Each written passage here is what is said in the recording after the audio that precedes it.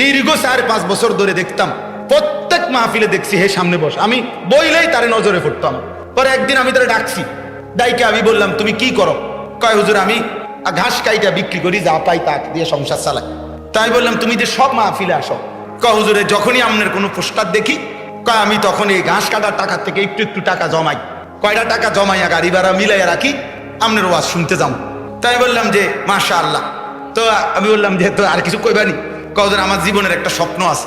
আমি বললাম কি স্বপ্ন কও?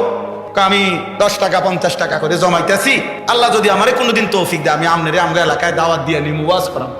পরে আমি বললাম ওহন দাঁড়া, অন ডিটল হাদিয়া দিতে হবে না, আমি দিমু তোমার, এটা আছে আমার মাহফিলের সান্দা, যাও তুমি আয়োজন করো, যেখানে কও তুমি, তোমার ঘরে হোক উডানে হোক, আমি ওখানে ওয়াজ করব।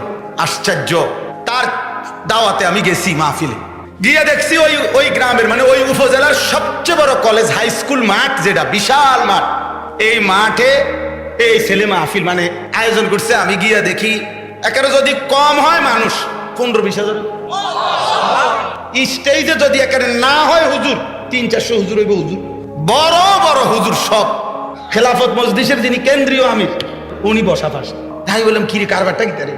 হুজুরের কইছি তো আমার আইয়া এলাকা আমার আর ধরতেও দিছে না, সব আলেম ওলামা পাবলিক মিল্লা এই মাহফিলটা এত বড় বানাই ফেলছে।